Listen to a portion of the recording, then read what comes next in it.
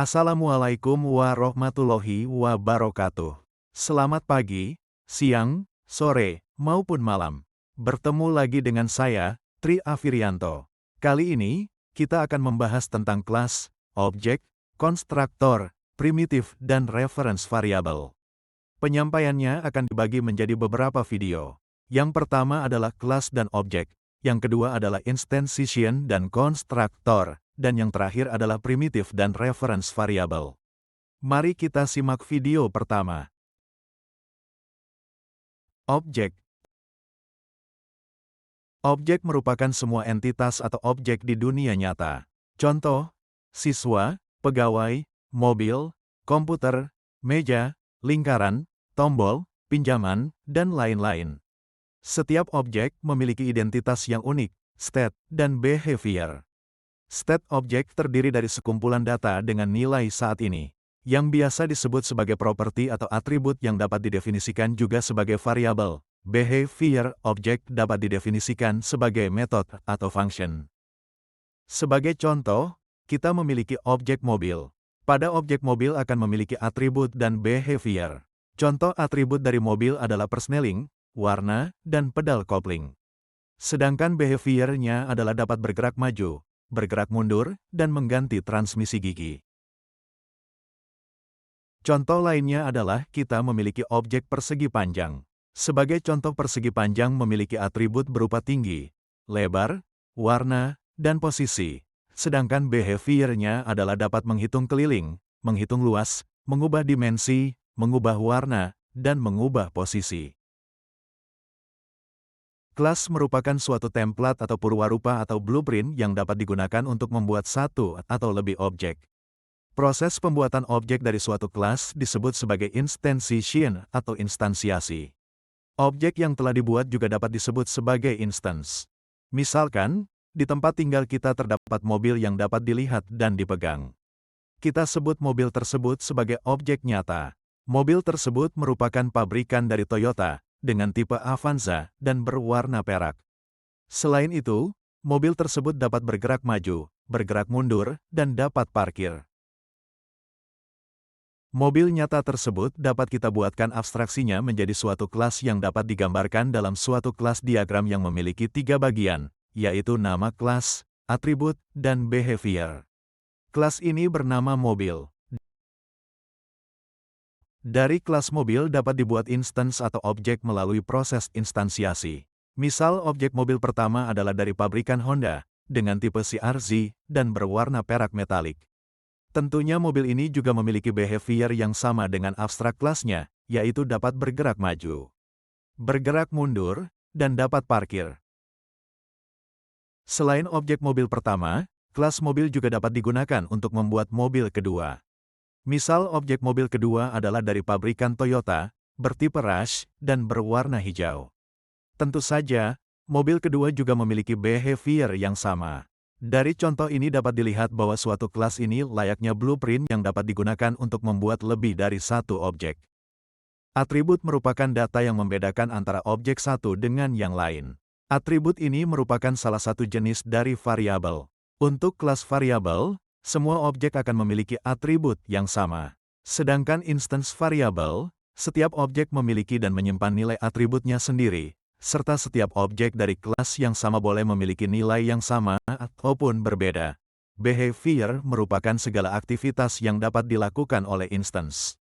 Behavior juga dapat disebut sebagai metode. Behavior dapat digunakan sebagai pengubah nilai atribut, penerima informasi dari objek lain, pengirim informasi ke objek lain. Secara konsep, OOP terbagi menjadi 3, yaitu enkapsulasi atau encapsulation, penurunan sifat atau inheritance, serta polimorfisme atau polymorphism. Enkapsulasi merupakan pembungkusan atribut dan behavior dalam sebuah objek yang terlindungi serta menyediakan interface untuk mengakses variabel tersebut.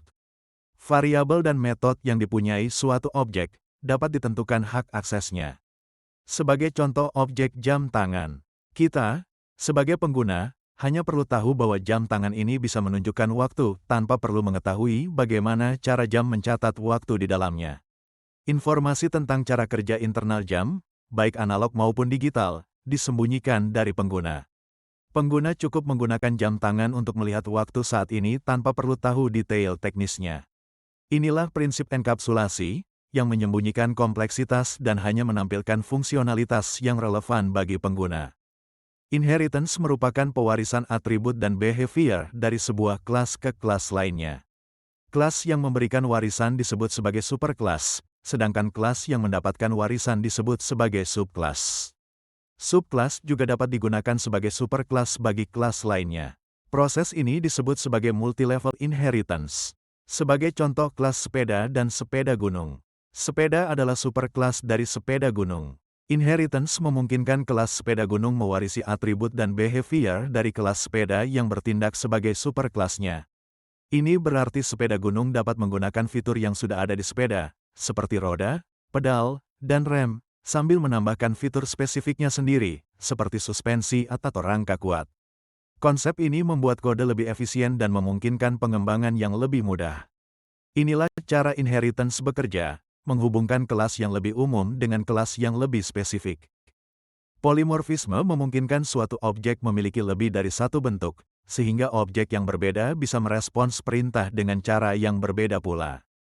Hal ini memungkinkan interface yang sama untuk memerintahkan objek melakukan tindakan yang prinsipnya sama, tetapi dengan implementasi yang berbeda. Sebagai contoh interface penyanyi. Interface penyanyi mendefinisikan aktivitas umum, yaitu bernyanyi, yang dapat diimplementasikan oleh berbagai jenis penyanyi. Meskipun semua penyanyi memiliki aktivitas yang sama, cara mereka bernyanyi bisa berbeda tergantung pada genre musiknya, seperti jazz, dangdut, atau pop. Setiap jenis penyanyi dapat memiliki gaya dan teknik bernyanyi yang unik, meskipun prinsip dasarnya adalah menyanyikan lagu. Dengan menggunakan interface, kita dapat memastikan bahwa setiap penyanyi, terlepas dari genre, memiliki kemampuan untuk melakukan aktivitas yang sama, yaitu bernyanyi. Ini adalah contoh dari polimorfisme dalam OOP, yang mana objek yang berbeda dapat melakukan aksi dengan cara yang berbeda meskipun mematuhi aturan yang sama. Kelas. Sintaks dari kelas terdiri dari modifier, kelas, dan class name. Implementasi dari kelas terdiri dari deklarasi atribut, deklarasi konstruktor, dan deklarasi metode. Ingat bahwa sintaks yang ada di dalam kurung siku bersifat opsional, yaitu boleh ditulis atau tidak. Berikut contoh dari pembuatan kelas siswa. Kelas diagram merupakan salah satu dari UML. Kelas diagram terdiri dari 3 bagian, yaitu nama kelas, atribut, dan behavior. Misalkan, kita membuat kelas dengan nama siswa, maka pada kelas diagram paling atas ditulis nama kelasnya, yaitu siswa. Deklarasi atribut membutuhkan modifier, type, dan nama variabel. Atribut juga dapat diberi nilai awal atau initial value. Misalkan, di dalam kelas siswa terdapat 2 atribut, yaitu string nama dan integer umur. Atribut ini dimasukkan pada bagian kedua dari kelas diagram. Penulisan atribut di dalam kelas diagram yaitu diawali dengan nama atribut, diikuti dengan titik 2, dan dilanjutkan dengan tipe datanya. Deklarasi behavior membutuhkan modifier, return type, nama metode, dan parameter. Di dalam behavior dapat memiliki beberapa statement. Misalkan, di dalam kelas siswa memiliki metode findInfo. Metode ini dimasukkan ke dalam kelas diagram bagian ketiga dari kelas diagram. Penulisan metode di dalam kelas diagram yaitu diawali dengan nama metode diikuti dengan parameternya jika diperlukan. Dilanjutkan dengan titik 2, dan diakhiri dengan return type-nya. Demikian materi kelas dan objek yang pertama. Silakan simak juga materi berikutnya. Terima kasih. Wassalamualaikum warahmatullahi wabarakatuh.